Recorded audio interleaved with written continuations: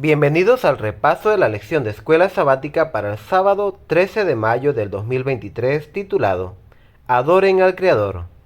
El versículo para memorizarlo encontramos en el libro de Apocalipsis capítulo 4, versículo 11 que dice lo siguiente: Señor y Dios, digno eres de recibir gloria, honra y poder, porque tú creaste todas las cosas, y por tu voluntad fueron creadas y existen. Esta lección está basada en los siguientes libros: en el libro de Apocalipsis 1:9, Isaías 40:26, Segunda de Corintios 5:17, Colosenses 1:17, Apocalipsis 4:11, Juan 19:16 al 30. Introducción a la lección. El hecho de que Dios haya creado este mundo en 7 días literales es una de las verdades fundamentales de las Escrituras. Toda la Biblia comienza con las palabras: En el principio Dios creó los cielos y la tierra. Génesis 1:1. El último libro de la Biblia, Apocalipsis, nos llama a adorar al que hizo el cielo y la tierra. Apocalipsis 14:7. Dios es digno de nuestra adoración porque Él nos creó. No evolucionamos. No somos simplemente un accidente genético. Somos mucho más que un miembro avanzado de la especie animal. Somos seres humanos con un valor increíble porque Dios nos creó. Cada uno de nosotros es único a sus ojos. La lección de esta semana explora la relevancia de la creación misma. En definitiva, consideramos que tiene algún sentido creer en algo, al margen de Dios como nuestro creador. Fíjate en las primeras líneas de la Biblia. En el primer capítulo, Génesis 1, no habla de la justificación solo por la fe, ¿verdad? Tampoco dice nada sobre la vida, la muerte, la resurrección y el ministerio sumo sacerdotal de Jesús. Ni una palabra de la segunda venida. Silencio total sobre los 10 mandamientos y la eterna perpetuidad de la ley de Dios. Nada sobre el estado de los muertos. ¿Por qué? La respuesta en realidad es sencilla. Estas doctrinas, si bien son importantes, carecen de sentido. Son un despropósito total al margen de la doctrina de la creación. Si quitamos la primera línea, en el principio creó Dios los cielos y la tierra.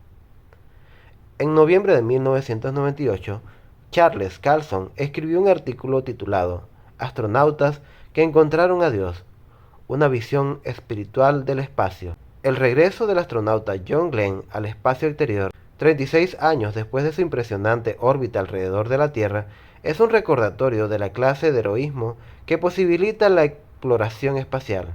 Glenn dijo a los periodistas en 1998, inmediatamente después de regresar a los 77 años de su último viaje al espacio, que contemplar este tipo de creación y no creer en Dios es imposible para mí. Es posible que la gente no se dé cuenta del hecho de que muchos de los primeros héroes astronautas tenían una profunda fe religiosa. Su visión del espacio infinito solo aumentó su fe. Neil Armstrong y Buzz Aldrin son famosos por haber sido dos de los primeros astronautas en alunizar y dar ese salto gigante para la humanidad. Pero probablemente tú no sepas que, antes de salir de la nave espacial, Aldrin sacó una Biblia, un cáliz de plata, pan y vino sacramentales. Allí en la luna, su primer acto fue celebrar la comunión. Frank Borman fue el comandante de la primera tripulación espacial que viajó fuera de la órbita terrestre. Al mirar hacia abajo a la Tierra, desde más de 400.000 kilómetros de distancia, Borman envió un mensaje por radio, citando Génesis 1.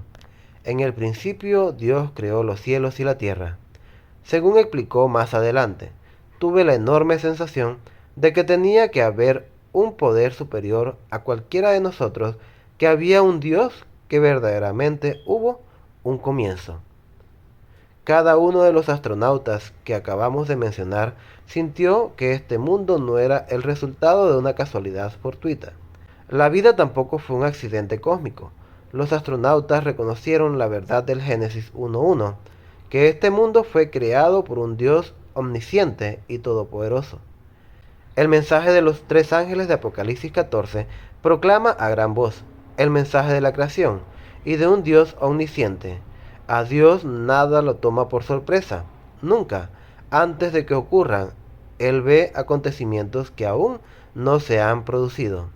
Dios ideó el mensaje de los tres ángeles especialmente para enfrentar los desafíos posmodernos y humanísticos de esta generación. No es casualidad que al mismo tiempo que se desarrollaba la teoría de la evolución, Dios enviaría a un mensaje al mundo para adorar al Creador.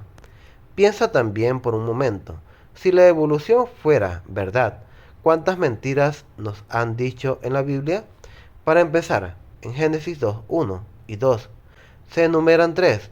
Así quedaron acabados los cielos y la tierra, y su gran contenido, y acabó Dios en el día séptimo la obra que hizo, y reposó en el séptimo día de cuanto había hecho. Génesis 2.1, que afirma que la obra original de la creación quedó acabada. Sería una mentira porque la ciencia afirma que el proceso creativo, la evolución, aún sigue. Si fuera así, entonces la obra de la creación no ha terminado, aunque Génesis 2.2 también dice que acabó Dios la obra que hizo. Génesis 2.2 también menciona que Dios descansó el séptimo día de toda su obra. El séptimo día, ¿por qué? La creación, nos explican, llevó miles de millones de años y seguimos contando, por lo que este versículo acerca de que Dios descansó el séptimo día de cuánto había hecho en la creación sería otra mentira. Y trágicamente, estas tres falsificaciones serían solo el comienzo de las mentiras que nos han contado, es decir, en caso de que la evolución fuera cierta. Siguiente punto. Un plan para cada día. Cuando Bruce Olson tenía 19 años, ingresó en la jungla en la frontera entre Colombia y Venezuela a fin de llevar el evangelio a la tribu Bari. Los Baris eran un pueblo primitivo, aborigen, aislado en las densas selvas de Sudamérica. Se los conocía por su feroz capacidad de lucha y sus tácticas bárbaras y violentas. Cuando luchaban contra otras tribus, Bruce no se inmutó por su brutal reputación y estaba dispuesto a dar su vida si fuera necesario para compartir el evangelio con ellos. Pasó semanas intentando ganarse su confianza. Ningún occidental había entrado antes en ese territorio. Lentamente, con el tiempo, los Baris aprendieron a amar a este extranjero amable y cariñoso. Cuando Bruce compartía el evangelio con estos nativos primitivos, estos experimentaron una nueva vida en Cristo. El Creador Todopoderoso les cambió la vida. Esta tribu, hasta entonces guerrera y violenta, se convirtió en un motor para la paz en toda la región. Justo cuando Bruce estaba haciendo progresos reales en favor del Evangelio, sucedió lo inesperado. Los guerrilleros colombianos le secuestraron y lo retuvieron en un escondite secreto en las profundidades de la selva. Posteriormente, el ejército colombiano intentó reclutar a los Baris para la guerra contra la guerrilla. Los Baris se negaron diciendo, la violencia solo engendra violencia. Bruce estuvo recluido durante meses en condiciones infrahumanas. Sin embargo, pudo superar el horror de sus circunstancias. Se ganó la confianza de sus captores. Con el tiempo le dieron una Biblia. Día tras día él compartía la palabra de Dios con ellos. Más de 100 de estos combatientes rebeldes aceptaron a Cristo y cortaron con las fuerzas guerrilleras. Depusieron las armas y se reincorporaron a la sociedad como ciudadanos colombianos productivos. A pesar de que las fuerzas del mal confabularon en contra de Bruce Olson, el Creador Todopoderoso tenía un plan para su vida, y ni todos los poderes del infierno pudieron destruirlo. Nuestro Creador no solo tenía un plan para la vida de Bruce Olson, Él tiene un plan para nuestra vida, pero incluso mejor. Nuestro Creador no solo tiene un designio para nuestra vida, además, mediante el Espíritu Santo, nos guiará para llevar a cabo su intención. Entender la riqueza del sábado nos da una comprensión más profunda del plan de Dios para nosotros, así como un mayor propósito para nuestra vida. Como lo enseña la lección de esta semana, la palabra hebrea bará es algo que solo Dios puede hacer. Los seres humanos pueden hacer algo con los materiales disponibles, pero solo Dios puede hacer algo de la nada. Cuando Dios pronuncia su palabra, se origina materia tangible. Salmo 33, 6 al 9, Hebreos 1, 1 y 2. Cuando Dios habla, todo lo que Él dice ocurre, aunque nunca antes haya existido, porque la palabra de Dios tiene poder creador para que así sea. Cuando adoramos al Dios creador de los cielos y la tierra en sábado, reconocemos el hecho de que es todopoderoso. Si Él es suficientemente poderoso como para crear este mundo y todo lo que hay en él, decididamente también es suficientemente poderoso como para cambiar nuestra vida.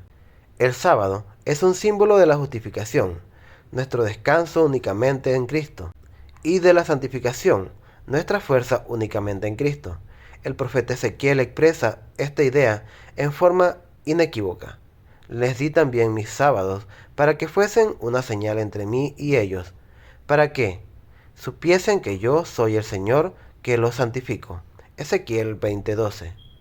Mientras adoramos cada sábado, el Creador nos recrea. El que nos hizo nos rehace. El que nos formó nos reforma. El conflicto final sobre la adoración, según se describe en el libro de Apocalipsis, es precisamente porque Cristo nos creó, nos redimió, nos transformó y viene otra vez a buscarnos. El diablo odia el sábado porque odia todo lo que este día representa. El sábado es un símbolo de la autoridad de Cristo, su dominio, gracia y poder. Si Satanás puede engañar a la gente haciéndole creer que el día de reposo no tiene importancia, entonces puede socavar la autoridad del Creador y hace que la lealtad de millones se vuelva hacia Él.